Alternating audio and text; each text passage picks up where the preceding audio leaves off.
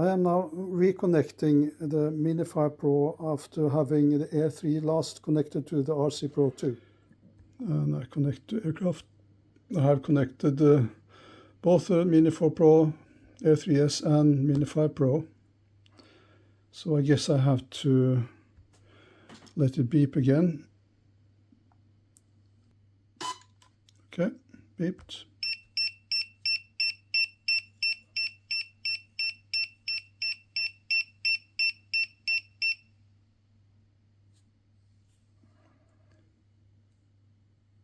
Okay, I've seen this before. When switching, it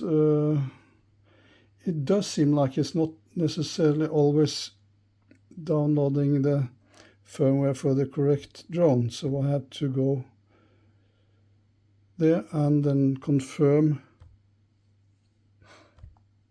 like this. And since I already got it to beep, I should be able to just do like this. Yeah, I was. Home point updated.